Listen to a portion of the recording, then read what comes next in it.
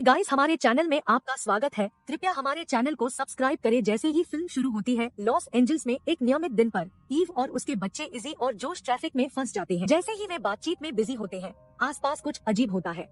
Ewe अपनी seat से देख सकती है, कई कारें जमीन में गिर जाती हैं। वे जल्द ही महसूस करते हैं कि उनके नीचे की जमीन टूट रही है, जिससे एक सिंकहोल बन रहा है। जब परिवार भागने की कोशिश करता है, तो जोश एक छोटी लड़की की मदद करने के लिए रुक जाता है, लेकिन उसके बाद अपने परिवार के साथ नहीं रह पाता।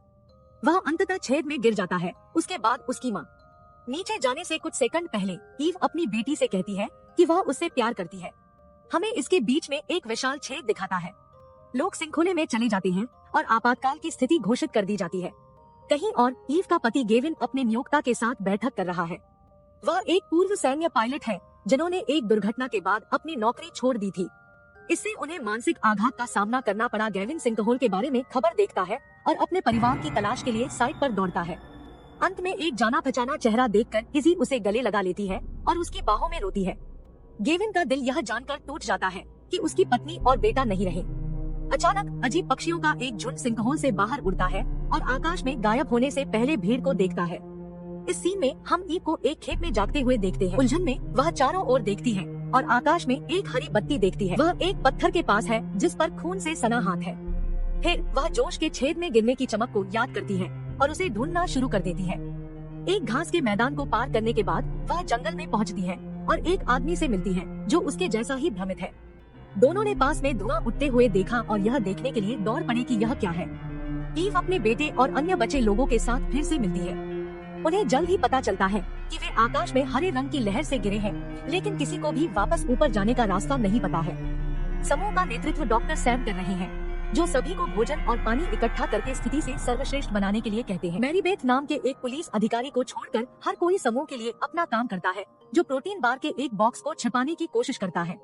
जब जोश उसे बाहर बुलाता है, तो वह दावा करती है कि कठिन समय आने पर वे एक समुदाय के रूप में नहीं रह सकते। अचानक एक भेड़िया उनकी नजर में आता है और उन पर हमला कर देता है। जल्द ही जानवर के पीछे उसका झुंड आता है, जो बचे लोगों को अराजकता में भेज देता है। हर कोई निकटतम कारों के अंदर पहुंच जाता है, लेकिन ईव दो भेड़ियों के बीच फंस जाती है। काय नाम का एक आदमी मरे हुए जानवर को गोली मारता है और उसकी जान बचाता है। हालांकि गोली जोश को भी लगी और उसे गंभीर चोट आई। उसे एक बस में लाया जाता है, जहाँ सैम उसकी जान बचाने की पूरी कोशिश करता है। थोड़ी देर बाद वह और ईव एक एम्बुलेंस की तलाश में निकल पड़े, जो पहले भी छेद में गिर गई थी। उनकी अनुपस्थिति में सैम की बेटी रिले जोश की देखभाल करती है। लॉस एंजलास में वापस होमलैंड सुरक्षा विभाग के मुख्य वैज्ञानिक डॉ.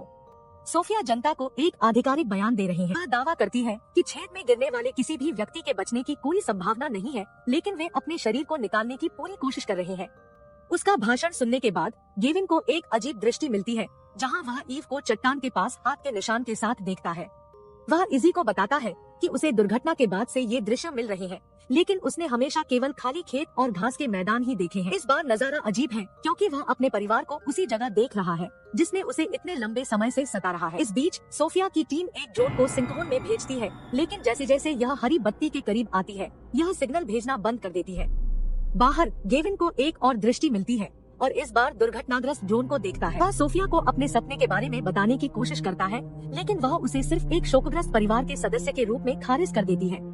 सिर्फ वह ही नहीं, बल्कि इजी भी ऐसा ही सोचती है। गेविन को पता चलता है कि उसके दावे पागल हैं, लेकिन अगर मौका है कि उसकी पत्नी और बेटा जीवित है, तो वह उन्हें बचाने के लिए कुछ भी करेगा। वह घर जाता है और उन तस्वीरों की तलाश करता है जो उसने और ईव ने यात्रा पर ली थी, क्योंकि वह वास्तविक जीवन में पत्थर को प्रिंट के साथ देखना याद करता है। अपने आश्चर्य के लिए वह तस्वीर ढूंढता है और पता लगाता है कि पत्थर कहाँ है। कहीं और ईव और सैम अभी भी एम्बुलेंस की तलाश में है। जब वे टाई को इंजर्ड देख पाते हैं, ईव ने उसे रोक दिया, जोर देकर कहा कि वह जीने के योग्य है, चाहे वह कुछ भी हो। टाई उनके साथ खोज में शामिल हो जाता है, क्योंकि जब वह पहली बार उतरा तो उसने एम्बुलेंस को देखा। लॉस एंजलास में वापस गेविन चट्टान को ढूंढता है और अधिक सुराग देखने के लिए उसके चारों ओर खुदाई करना शुरू कर देता है। इसी को लगता है कि उसके पिता पागल हो गए हैं, जब तक कि उन्हें ईव की अंगूठी उस जमीन पर नहीं मिल जाती जिसे वह अपने गले में पहनती थी। फिर ईव और समूह अंत में एक खाली मैदान में एम्बुलेंस पाते हैं। वह वाहन पर हॉलीवुड के पहाड़ी चिन्ह और उनके सामने की पहाड़ी को देखती है। दोनों एक जैसे दिखते हैं, जिसका अर्थ है कि वे अभी भी एले में हैं। लेकिन अतीत में जब मनुष्यों ने अभी तक इसकी खोज नहीं की है। अचानक उन पर एक बाघ द्वारा हमला किया जाता है जो उन्हें ट्रैक से खदेड़ देता है। सैम एक पहाड़ी से नीचे गिर जाता है, लेकिन एक जानवर के द्वारा पीछा किए जाने के दौरान अन्य दो बाघ के जाल में गिरने से पहले वे हमला करने से कुछ ही सेकंड दूर होते हैं। यह स्पष्ट रूप से एक आदमी द्वारा बनाया गया है, जिसका अर्थ है कि वे यहाँ अकेले लोग नहीं हैं। अगले कुछ घंटों के लिए वे सैम की तलाश करते हैं और उसे पहाड़ी के तल पर लेटा पाते हैं।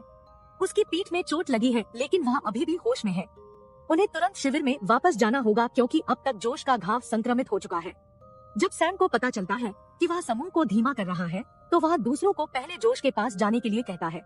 ईव टी को उस आदमी की देखभाल करने के लिए छोड़ देती है, जबकि वह अपने दम पर शिविर में लौटती है। इस बीच मैरीबेथ को ट्रंक के अंदर ड्रग्स के साथ एक कार मिलती है और लगता है कि यह किसकी है। वह लोगों से हरे रंग की जैकेट वाले लड़के के बारे में पूछने लगती है। इस दौरान उसकी मुलाकात वेरोनिका नाम की एक लड़की और उसकी बहन लिली से होती है। कल हमले में वेरोनिका के पिता की मौत हो गई थी और उसके शरीर को जानवरों ने खींच लिया था। वह जंगल में जाने से पहले अपनी बहन की देखभाल करने के लिए मैरीबेथ को छोड़ देती है और स्कॉट नाम के एक व्यक्ति के साथ अपने पिता की तलाश करती है। मिशन पर रहते हुए स्कॉट को पता चलता है कि वेरोनिका बेहद धार्मिक है और सोचता है कि अगर वे खो गए हैं तो भगवान उनकी मदद करेंगे। जल्द ही ईव शिविर में आती है और अपने बेटे को एंटीबायोटिक देती है। उसका घाव भी सिल दिया जाता है और उसका तापमान स्थिर होने लगता है। इस बीच गेविन टीवी पर एक डॉक्टर को सिंकहोल के बारे में बात करते हुए देखता है। क्योंकि सोफी ने उसे गंभीरता से नहीं लिया, गेविन ने मदद मांगने के लिए डॉक्टर से मिलने का फैसला किया। शुरू में डॉक्टर को संदेह हुआ, लेकिन वह गेविन को मिली अंगूठी की कार्बन डेट के लिए सहमत हो गया। कहीं और सोफी को गेविन की योजना के बारे में पता चलता है और वह उसे बेस पर बुलाती है। 3 साल पहले भी इसी तरह का एक सिंकहोल रेगिस्तान में बना था और उसी दिन उसी इलाके के आसपास गेविन का एक्सीडेंट हो गया था। कार्बन डेटिंग के परिणाम सामने आते हैं और कहा जाता है कि अंगूठी ईसा पूर्व से है, यानी 5 से। सभी सबूतों के कारण सोफी गेविन पर विश्वास करती है और बचाव योजना तैयार करना शुरू कर देती है। वह उसे एक विशेष हवाई जहाज से मिलवाती है जिसे उन्होंने सिंकहोल में भेजने के लिए डिजाइन किया है। गेविन को इसे पायलट करने की अनुमति नहीं दी जाएगी, लेकिन उसके करीबी दोस्त लेवी को नौकरी के लिए बुलाया जाता है। बीसी में वापस वेरोनिका और स्कॉट एक तार गड्ढे में चलने के लिए ऊंटों के एक झुंड के पास आते हैं। स्कॉट उन्हें रोकता है और उनकी जान बचाता है। उसी समय वे वेरोनिका के पिता की लाश को पत्थरों से बने एक हथेली के प्रतीक के बीच में देखते हैं। जंगल में सैम और टाई लुकास नाम के एक आदमी से मिलते हैं। जब वे शिविर में पहुंचते हैं तो हमें पता चलता है कि लुकास मैरीबेथ का बेटा है और एक ड्रग डीलर है। वे अच्छी शर्तों पर नहीं है, लेकिन मैरीबेथ उसके लिए प्रोटेक्टिव है। रिले स्कॉट के साथ सैम और उसकी पीठ की चोट की देखभाल करता है। वे कारों में से एक में मिली दवाओं का उपयोग एनेस्थेटिक के रूप में करते हैं। जब स्कॉट लौटता है तो वह सभी को बताता है कि वे पास्ट में है। वह एक साइंटिस्ट है जो जानता है कि 1 महीने पहले टार गड्ढों से 8 ऊंट अवशेषों को बचाया गया था। ये वही 8 ऊंट थे जिन्हें उसने पहले बचाया था। लुकास ने उस पर विश्वास करने से इनकार कर दिया और रास्ता तलाशने के लिए अपनी यात्रा पर निकल पड़ा। मैरीबेथ उसका पीछा करती है और दोनों अंततः एक ऐसे जाल तक पहुंचते हैं जो निश्चित रूप से एक मानव द्वारा बनाया गया था।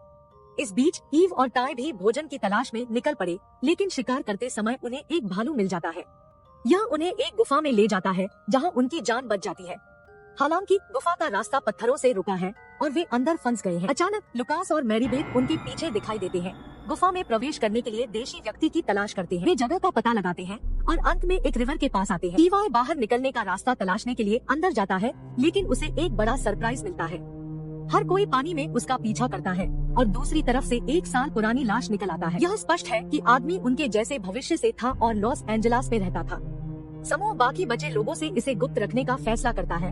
उन्हें बाहर खाने योग्य मशरूम भी मिलते हैं। दिन के अंत तक वे सभी के लिए भोजन के साथ शिविर में लौट आते हैं। उनका आनंद लेते हुए टाई ने ईव को बताया कि उसे ब्रेन ट्यूमर है और उसके पास जीने के लिए लंबा समय नहीं है। उसने उम्मीद छोड़ दी थी, लेकिन सिंकहोल ने उसे जीवन में एक उद्देश्य दिया है। भविष्य में लेवी और गेविन मिशन पर चर्चा करते हैं, क्योंकि लेवी इसके लिए तैयार हो जाती है। जाने से पहले वह कबूल करता है कि उसका ईव के साथ बहुत पहले संबंध था और दोनों एक खराब नोट पर अलग हो गए। मिशन नियंत्रण अपनी सांस रोककर उड़ान भरता है।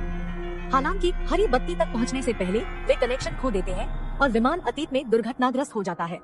गेविन और इजी एक दूसरे को गले लगाते हैं, यह मानते हुए कि उन्होंने लेवी को भी खो दिया है। शिविर में रिले ने स्कॉट को धन्यवाद दिया क्योंकि उसने कार में मिली दवाओं का इस्तेमाल अपने पिता की मदद करने के लिए किया था। स्कॉट यह खुलासा करने से पहले तारीफ लेता है कि उसने उन्हें जंगल में कहीं दफना दिया था और उसे याद नहीं था कि कहा है। अचानक हरी बत्ती बड़ी हो जाती है और लेवी के साथ वायुयान वायुमंडल में प्रवेश कर जाता है। सुबह में लुकास, ईव, जोश, स्कॉट और रिले विमान की तलाश में निकल पड़े। वे अंततः लेवी के पास आते हैं। वह उन्हें अपने मिशन के बारे में बताने से पहले ईव के साथ फिर से मिला। समूह खुश है कि घर वापस आए लोग उनकी मदद के लिए कुछ कर रहे हैं। उसके बाद समूह दुर्घटनाग्रस्त हवाई जहाज की तलाश करता है जो अभी भी काम कर रहा हो।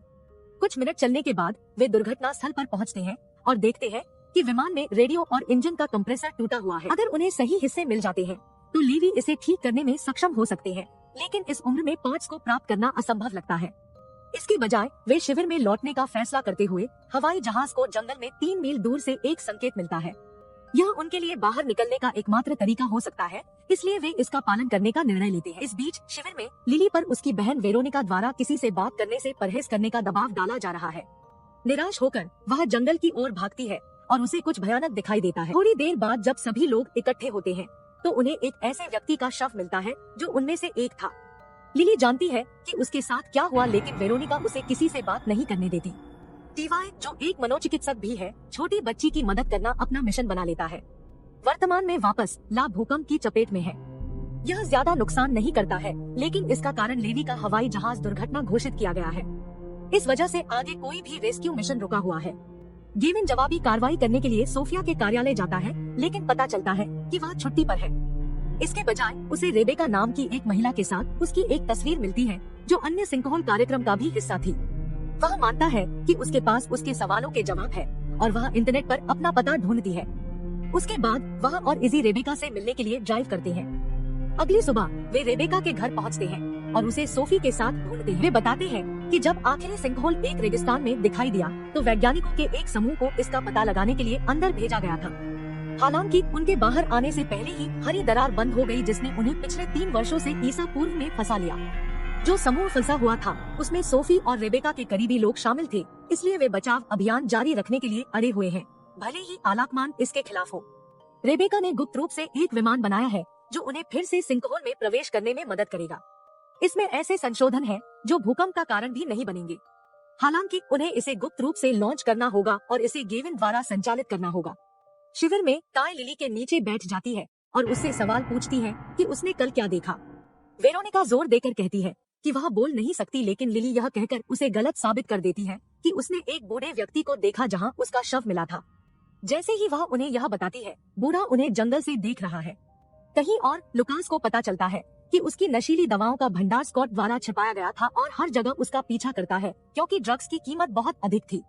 समूह अंततः एक किले जैसी जगह पर पहुंचता है जो स्पष्ट रूप से एक सभ्यता द्वारा निर्मित है। स्कॉट मानते हैं कि यह अतीत की एक स्वदेशी सभ्यता है। वह स्थान भी वह स्थान है जहां से सिग्नल आ रहा है। वे किले में प्रवेश करते हैं और स्रोत की तलाश के लिए 2 के समूहों में अलग हो जाते हैं। जोश और रिले एक कमरे में एक गुप्त दरवाजे के साथ समाप्त होते हैं जो उन्हें किले के बाहर ले जाता है। इस बीच ईव और लेवी एक अजीब इमारत में जाते हैं जहां पत्थरों से बने हथेली के आकार के निशान के अंदर एक मृत शरीर होता है। लेवी ने खुलासा किया कि उनका मिशन 3 साल पहले गायब हुए वैज्ञानिकों को ढूंढना भी था और मृत व्यक्ति उनमें से एक है। उसी समय लुकास और स्कॉट एक तर्क में पड़ जाते हैं जब लुकास को पता चलता है कि स्कॉट ने अपना छिपाया खो दिया है। अचानक उन पर किले के एक मूल निवासी द्वारा हमला किया जाता है जो उन दोनों को बाहर कर देता है। बाहर जोश और रिले को भी देखा जाता है और पहाड़ियों का पीछा किया जाता है। वे चट्टानों के बीच छिप जाते हैं और किसी तरह अपनी जान बचा लेते हैं। फिर मूल निवासी लेवी और ईव के पीछे जाते हैं। भागने की कोशिश करते हुए वे बच्चों से भरे कमरे में समाप्त हो जाते हैं। एक छोटा लड़का उन्हें छिपने के लिए कहता है और जब वे अतिचारियों की तलाश में आते हैं तो गार्ड को दूर भेज देते हैं। स्कॉट और लुकास पहले से ही मृत शरीर के बगल में उठते हैं। वे हाथ छुड़ाने और बाहर दौड़ने के लिए लाइटर का इस्तेमाल करते हैं। अब तक जोश और रिले भी बाकी बचे लोगों को पाने के लिए वापस आ गए हैं। वे एक बच्चे की मदद से मूल निवासियों की नजरों से ओझल हो जाते हैं। वह उन्हें बाहर का रास्ता दिखाता है, भले ही जनजाति का नेता उसका दादा है। इससे पहले कि हर कोई बच पाता, वे मिल जाते हैं और तब तक मारे जाने वाले होते हैं जब तक कि कोई महिला लोगों को रोक नहीं देती। अंत में समूह भाग जाता है और शिविर में वापस चला जाता है। स्कॉट सदमे में है क्योंकि उसने जनजाति को अंग्रेजी बोलते हुए सुना है जब यूरोपीय लोगों को दशकों बाद भूमि पर नहीं आना चाहिए था। इस सीन में लीवी और समूह शिविर में पहुंचते हैं और दूसरों को जो कुछ हुआ उसके बारे में बताते हैं। जब अंधेरा हो जाता है, टाई ने लिली को अकेला बैठा देखा और उसके पास गया। वह उससे पूछने से पहले उसका विश्वास जीत लेता है कि क्या वह कुछ छुपा रही है। लिली बताती है कि वेरोनिका उसकी बहन नहीं है। 1 साल पहले उसे वेरोनिका और उसके पिता ने अपहरण कर लिया था और तब से वह उनके साथ है। टाई हैरान है। जब वेरोनिका भोजन लेकर आती है तो उसे होश आता है कि वह सच जानता है और भाग जाती है। इस बीच भविष्य में रेबेका गेविन को एक प्राचीन सभ्यता में ले आती है जिसे माना जाता है कि सिंकहोल के बचे हुए लोग समाप्त हो गए थे।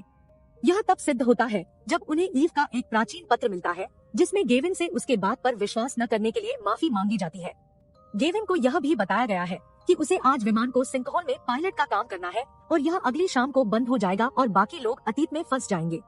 एक मौका है कि वह कभी वापस नहीं आएगा, लेकिन इजी उसे जाने की अनुमति देता है। मूवी पार्ट 1 यही पार खत्म हो जाती है। Thank you for. जरा सोचिए आपको एक ऐसा ब्लैक होल मिल जाए जिससे आप दुनिया की किसी भी चीज को अपने पास ला सके। आज की कहानी एक ऐसे ही लड़के के बारे में है जिसे एक ऐसी शक्ति मिलती है जिससे वह किसी भी चीज को अपने पास ला सकता है। फिल्म की शुरुआत चार्ली नाम के एक आदमी को दिखाते हुए होता है जो अपनी नाइट ड्यूटी कर रहा होता है। उसके भाव से पता चलता है कि वो अपने काम से खुश नहीं है, जिसके बाद वो ऑफिस के कुछ प्रिंट आउट निकालने जाता है, लेकिन फोटोकॉपी मशीन ठीक से काम नहीं कर रही होती है, जिसके कारण वह बार बार बटन को दबाने लगता है, यहाँ तक कि मशीन को लात भी मारने लगता है। थोड़ी देर बाद मशीन से A4 आकार के कागज की एक शीट निकलती है जिस पर बस एक बड़ा सा काला घेरा बना होता है, जिससे उसे और ज्यादा गुस्सा आने लगता है क्योंकि उसका मानना है कि मशीन में कुछ गड़बड़ है। जिसके बाद वो उस पेपर को साइड में रख देता है और मशीन से किसी भी तरह की खामी की जांच करने की कोशिश करता है, लेकिन उसे मशीन बिल्कुल ठीक नजर आता है। उसे लगता है कि वह बिल्कुल थक चुका है और वो अपनी कॉफी उठाकर पीने लगता है। अपनी कॉफी को पीने के बाद वह कागज के ऊपर रख देता है, लेकिन वह कप कागज पर बने काले घेरे के अंदर चला जाता है। यह देखकर उसके होश उड़ जाते हैं। फिर वह धीरे धीरे